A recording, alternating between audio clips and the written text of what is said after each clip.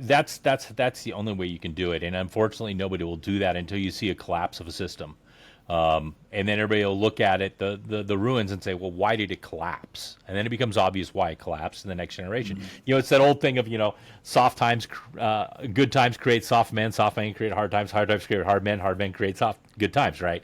Yeah. It's that you have to let that cycle go. That's human nature. And it's always easy to judge back instead of predict forward. So I think people are slowly seeing it, and more folks that I know of are leaving Las Vegas. Like in the neighborhood we moved to, my wife and I bought a house, and probably 20% of those around us and our friends, they moved from Las Vegas, moved from California. We didn't know them until we met them over here.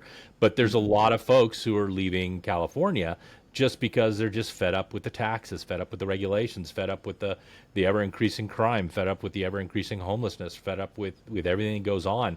And after a while, you're just like, Southern California, if you haven't lived near the beach, it's heaven. I mean, it's one of the best places you can be. I remember, living there in Ventura.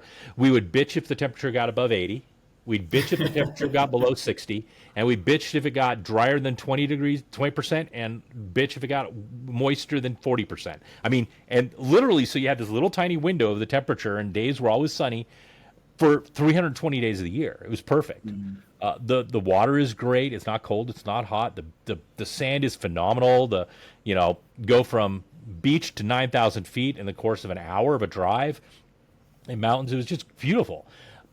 But everything else about the government and a lot of the culture it was building around there just got worse and worse and worse. So people leave. I mean, I moved to the bloody desert. It's a monster change, but overall, it's better off. So you have to let things eventually collapse, and you can tell people it's going to collapse, but trying to hold it up is a Herculean task. It's kind of you kind of got to go like John Galt. You just got to say, you know what? I've tried. I warned you guys. I did my effort.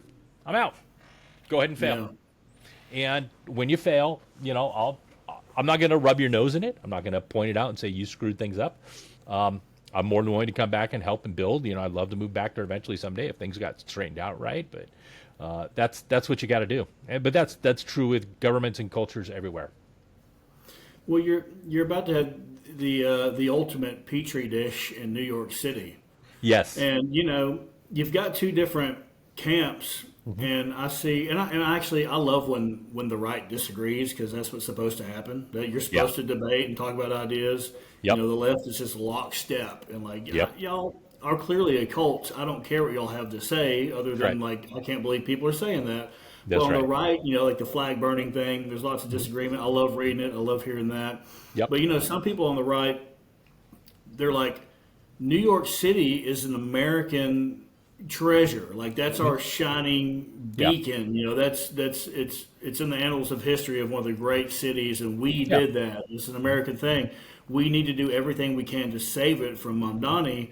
And then you got other people like I think Matt Walsh. Hmm. He's like, let them fail.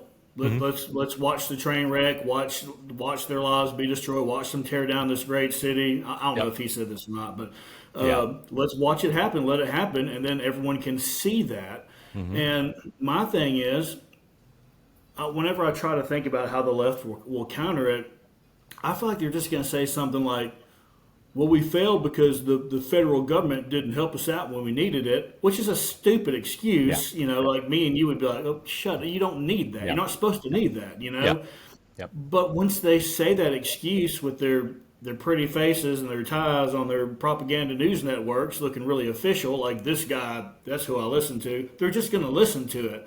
And they're Yeah. going to be like, yeah, that's true. Trump sabotaged New York City or whoever, J.D. Vance, whoever's going to be in charge of that while it's going into the dump. Yep. I don't know the solution to any of these problems as long as this type of propaganda is happening, and I don't think you can stop that type of propaganda from happening.